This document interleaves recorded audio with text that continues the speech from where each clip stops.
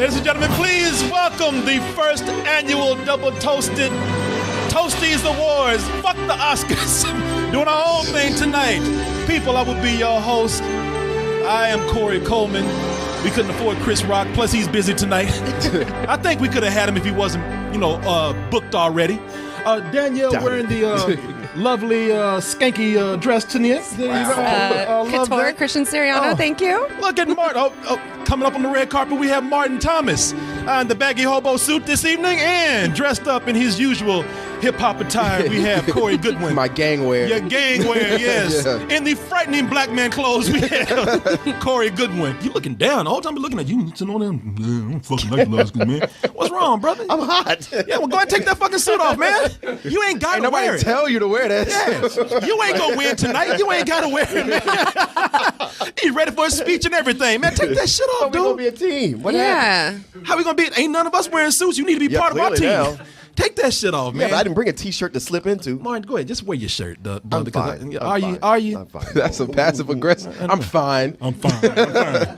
Man, what I'll do is, because it looks like they're not going to get this ceremony started until 7 o'clock. All these commercials playing and everything right here. I'm going to wait for a little bit, and then I'm going to see. Yeah, people still walking up on this goddamn carpet Jesus. and everything. Look at this. People still coming in. People still walking in. They still talking to people and shit. We're going to have top 10. Our worst of, our honorable mentions, our dishonorable mentions, because a lot of people been asking for this for a while. Sometimes people they said, I don't care if it's till like New Year's Eve, 2016. Just fucking do the list. So we doing it. And I have it already. Got a nice presentation. Now, I like to start things off positively. So that's why I like to start out with our best of. Okay. All right. And I have both. And you know what? I know you probably have. I don't know if you've seen as many movies as we have, Corey. I've seen enough. You've seen a few? Mm-hmm. Okay. I don't know if you've seen as many as we do, but feel free to chime in. I prepared some nice screens for Martin and myself. Didn't mean to leave you out. I just had his list already. So, we'll have a discussion with you, though. And there's a lot of things to talk about. Now, as you know, that our list happened to be just a tad bit different from the list of others out there. And I want to start out with you, Martin. Okay. Martin, what I'm going to do is I'm going to give the first 7, and I'm going to from the bottom or from the top? From the bottom to to number 4, and then I'm going to put special attention on the top 3. Okay, if that's all right with you, that's fine. That's fine. All right, that works. Well, let's go ahead and start out with Martin's top 10. Martin, you have number 10, The Revenant. Number 9, 99 Homes. Number 8, Pawn Sacrifice. Told y'all we were different. Number 7, Inside Out. Number 6, Trumbo. Number 5, Anomalisa. Number 4, a movie that no one has on the list but Martin. Mm-hmm. Chirac, the Spike Lee film. And now, Martin, let's get down to your top 3 films. And I noticed that, and let me see here. that Mad Max was missing off that list. I would beat the shit out of you. And The Big Short. I would beat the shit out of you if you put Mad Max on there. Because I think you've been trolling me this whole time. As much shit as you've been talking. Now let's go ahead and start with your number 3 film, Martin. Do you think your paper has the resources to take that on? I do. Do you? Spotlight. A lot of people are actually saying that Spotlight is going to be, at least from our polls, that's going to be the best picture. Sure. But you said that is number 3. Mm-hmm. And, I'm looking at what you have here for number 2, and I look at what you have here for number 1. Why wasn't this higher for you? Well, at the time I saw it, was it my number 1 movie? I don't remember the order in which I saw the different movies. But I thought it was really well made, and it touched me, and I love watching. And this is the movie about the no, that's not how you want to describe a movie about pedophiles and shit. The second he said that priest came up, I know, yeah. Oh yes, no, and this is the movie about the Boston Globe and their investigation of the case of the Catholic Church and how they were molesting kids in Boston, and that investigation led to pretty much priests raping boys all over the world. Yeah. Everybody knew except Boston for some reason. No. When they were just so Catholic, they were like, "Oh, come on, get out of here with your lies." Yeah. Like he's fucking me right now. That priest is trying to help you out. You need God in your life. He's trying to help your posture. Quit slouching. Stand up. But not too high. But Martin, Your rectum shouldn't be so wicked. But why didn't it score high? Because the two movies above it made a bigger impression on me. And speaking of which, that brings us to your number 2 movies. Thank you to everyone who sent their good thoughts and their prayers. For 5 years, you made life in that small room, that prison, as nurturing and normal as you could. And the movie is Room, and this is something that blew both Martin and I away. Martin, you said this shit made you actually cry. Too. Oh, yeah. Twice. Did Yeah, you see absolutely. it? Yeah, I cried twice. Yeah, I cried a bunch in it. And I mean, here's the thing about Spotlight. Spotlight is the best one of those kind of movies I've ever seen. Investigative journalists going procedural, going through all this, breaking down how you do this. It's like all the King's Men all over again. It's the best one of these. We've seen so many of these that just become kind of rote, and this one took it to that next level. Yeah. Okay. But Room was one of those movies where I was like, I've not seen this before. And it emotionally it hit me like a freight train. First off, first half of it first quarter of it, don't even know what's going on. Trying to figure out what is this. And then to come to the realization. And then the fact that it goes to that spot where usually a movie would take you to, okay, and then everything was solved. The police came in and it was all solved. And this goes like, now here's what happens after that you don't get to see. Yeah, it was like watching 2 movies in one, in a way. It's one of those best movies to go into blind, especially. Oh, yeah. Like I didn't see a trailer or anything for it when I saw it. I was like, okay, what's happening? Oh, that's happening. Oh, this is happening. Yeah. We almost blew off going to see it because the screening was on an evening where we had the Sunday service. We had to jet out of here. Oh, that's to right. Get over there. That's right. And almost didn't even bother. But just because it's a small movie, and I was like, well, I'm reading some good things about it. Maybe you should check it out. All right. Well, then that brings us to your number 1 movie, Martin. Yes. Beast of No Nation. Now, what are they calling you?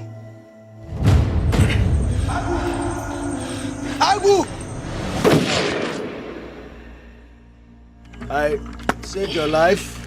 I saved your life. I saved your life. Go. It's funny because I thought that line would have just made that movie. I've heard so many people.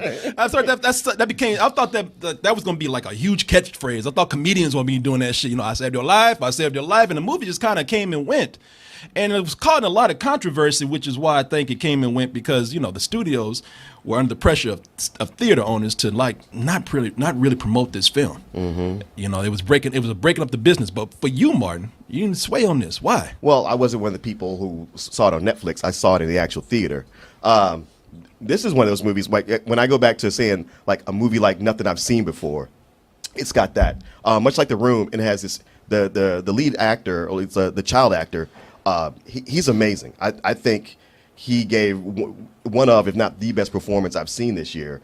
It takes you on this journey that's so much like 12 Years a Slave, where you're just stuck in it, and it's hard to watch, but you can't pull away from it. The cinematography is the best I've seen, and this character, just the arc he goes through this adventure. Even Idris Elba, you switch back and forth on how you feel about him. Like it does everything I want a movie to do. Yeah, it's a rough movie to watch, but if you look at it, it's a movie that really takes you on this. I hate using this word. I don't know what else to say. I hate when critics say emotional roller coaster, but I don't know what else to say right now. I went through so many ups and downs, liking characters, not liking. Did you see it? Yeah, of course. That was the first thing I did when I even saw the trailer. I was like, I have to see this movie. Did you see this on Netflix? I did. Yeah, that's the only thing I don't like about when they release things simultaneously on VOD and on Netflix and at the theater. And I used to be a big proponent about, all right, you know what, just put everything on fucking TV. Everybody has nice TVs now, just make everything streaming. But it's funny because Beast of No Nation really showed me how it's important to see some shit on the big screen. Oh, yeah. I kind of hate being that kind of critic of that cinema person. Oh, it must be seen on the big screen. But no, that's like, fuck yeah, this needs to be seen on the big screen. There's nothing wrong with that, especially when you have this kind of cinematography and everything that's going on. And Cary Fukunaga, is that his name? Yeah, yeah. Man, this guy, he's such a major talent. I can't stand that fucking dude, man. They found that kid just playing soccer in Ghana. That's not the guy we're talking about. We're talking about the director. The director. Oh, I thought you were- Shit, she's on a delay. You guys were talking about the actor. Abraham Attah. okay. Yeah. You know, this dude, the director, that guy is so amazingly talented, and I can't fucking stand this guy. I even told you. I mean, back what then. his first thing he's got is True Detective season 1, and then to go to this, And then to go to this, but on top of that, he's just an extremely fucking good-looking guy, too. I hate to be shallow, but I'm like, God damn, God, do you really have to give people everything sometimes? I mean, this dude is just fucking blessed, man. well, he got shut out at the Oscars. Yeah, good. You know, I mean, I really wanted him to win at one time, but like, no, you got it fucking made in life, man. He would have been a monster had he won. Ego would have been out of control. You would have been a monster. He'd probably be fine. But ain't nobody nominated me for shit. So I'm perfectly fine, man. And please, no one do that. Best web series goes to. Right. No. Oh, give me the smallest thing, man. Let's see how my list All right. compares to Let's see the wrong to list Martin. now. Actually, man, fuck you, man. What if my list is just like You would have yours? said it to me. I just beat you to it. That's why I don't like that, man. How dare you go 2 steps ahead of me, bitch? Actually, mine is very different from yours. So, but I want to show this so you and I can have a debate on some things, Sure. Ray, and see what you think about my list. All right, and there are some things on here that Martin and I argued over at the time that they came out, because some of my best movies, Martin would just sit up there and be like, "Whatever." I hate when you fucking do that, because you blow me off. It's not like you don't think. I never blow you off. I try to have nice discussions with you about certain films, and you like, well, I don't like it that much. Like, your shit just is the last word I on don't it. think man, I'm telling you, like, this is my best stuff. These are the movies I prefer. You mentioned Chirac. Yeah, nobody has that on their list. And I get that. I'm not bothered by it. I can just say that, wow, I really like that movie a lot. Well, let's look at the movies that Martin looked down on me on. And let's start with the first 7 films, starting from the bottom. Number 10 is Steve Jobs. Number 9, The Big Short. Number 8, Bridge of Spies. Number 7, The Revenant. Number 6, Sicario. Number 5, Inside Out. And number 4, Anomalisa. Now, here's the thing about it, Martin. You and I, the lead up to the top 3, we couldn't be more different, man. You and I had a lot of like discussions on certain movies. Sicario being one of those. Yeah. Sicario, you and I, I really love that film. And a lot of people do. And that's one that you did not really like that much. But it's not one where you like it and I go like, how could you like that? No, I get it. It just didn't do it for me. Well, the funny thing is that when it comes to the top 3, you and I are not so different. It's just that we're in different orders. Okay. And let me start with my number 3 film, which is Beast of No Nation. Okay. Now, you know what? I don't know what it is about this movie, but I mean, I loved it, and it was my number 1 spot for the longest time. But you know something, man? I hate to be this kind of person, because I always tell people, you know what? Just to learn how to appreciate a movie. Quit worrying about going in and feeling good every time you come out. But this movie depressed the fuck out of me, man. I mean, as good as this movie is, as great as the cinematography is, as great as these actors are, I'm so tired of looking at movies that are great that make me feel like shit. Now, I can't deny that this is a great movie, so I'm not knocking it for that at all. But it just seems like there's so many times that we watch movies where it's like, fuck, man, it's just hopeless. I just feel like the world should just fucking burn after I see this. Idris Elba. Now, say what you will about the whitewashing of the Oscars and Hollywood, but Idris Elba was one dude that I thought, man, you know what? Put all the politics aside and give him this. I'm looking at some of the people that are nominated, and I can name 2 already that he was better than. Oh, yeah. Just nothing easily. If nothing else, but just by having screen time. Yeah. So there's a lot of things that really just bum me out about this, but it is a great movie, and I couldn't deny it. And it's one of those movies where, yeah, it's depressing. Yeah, it really makes you feel horrible. It really makes you feel sour about the world, but you can't turn your head away from it when you watch it. You know what I'm saying with this, right? Well, I think that's a good thing. It's, even though you're not leaving happy, you are fulfilled, like emotionally, like so devastated. That's what makes it, decent writing and good acting and all that. So, but it's something where Martin was right. And this is the reason why this is in my top 3 right here. Martin is right. You look at all the characters in here, and no one, no matter how horrible these acts are, no one is completely bad. No one is completely good. These are kids who are committing atrocious crimes, and you want to hate these fucking kids, but they're kids, and they were brought into the life. Idris Elba, you want to hate him, I mean, they don't even tell you how despicable this guy is until you actually see the movie. Yeah, you don't even know. Man, what you see in the trailer, that motherfucker's horrible. But then you look at him and it's like, damn, he's charming as hell. Well, he's charming, and to a point, he's saving their lives. But at the same time, oh, there's so much more. There's more Doing worse things to them. Yeah, he's saving their lives, but what kind of fucking life is that? And on top of that, you got to wonder how much of this is cyclical. You know, Oh, yeah. at what point was Idris Elba one of these kids? Exactly. Fuck, man, can I move this shit up now? I'm talking myself into it. But the reason why I moved up to my number 2 movie, this is why this movie is in the place that it is, and it is Room. That was Mark. And why you? Because it's like we got the same movie, we just swapped. We just jumbled them, man. Yeah. Now the reason why I like this is because Martin is right. When I see a movie where I don't know what's happening, I mean the movie kept me. It keeps you guessing for a while. It keeps you guessing for a while. I thought this movie took place on another planet when it first came on, and then as it went along, I'm like, oh, this is what this is about? It's really one of those movies that benefits from you going in not knowing shit about it. I feel bad for the people that saw this trailer because I didn't know anything about this film. But you have so many things in here. You have a great child actor. You have Brie Larson putting in a great performance that brings you to tears. It's a simple story, not the greatest of cinematography. It's not very elaborate, but it is so emotional. And the thing about it, the reason why I cried is because it just gave me hope. When this little boy, I'm about to fucking cry right now. When I saw this little boy through the shit that he had to go through, and he can still say, he still can say, man, fuck the world. You know, he still doesn't say that. Right. You know, I'm like, wow, man, this is an amazing film. And that kid in the movie, man, Jacob Tremblay. Yeah, that kid, he really made this film. He really did. His acting was impeccable, and that's you love Brie Larson and her acting it as well. But it's the kid that you get connected to, and it's the kid that makes you cry. And there's so many movies you watch they'll have kid actors who just aren't that good. Some would just suck, and you just go like, well, it's kids. What you gonna do? But then you see the kid in here, and in Beast of No Nation, you're like, man, you other kids need to step it up. Yeah. Y'all ain't got no excuse. It makes me want to go to the Disney Channel and see all those kids like, fuck all y'all. Yeah. Y'all ain't gonna be shit. Your boy came from the Disney Channel, though, Zac Efron now. And look at him, he's fucking up too. Bad grandpa. Dirty grandpa. This kid did more acting than Zac Efron has done the last fucking 3 years. Even he looked like, Zac Efron, what the fuck is wrong with you, man? Oh, he's looking at his future. He's like, God damn, that's gonna be me? And my number 1 movie, again, and you already know what it is because we already jumbled them around. Wow. It's Spotlight.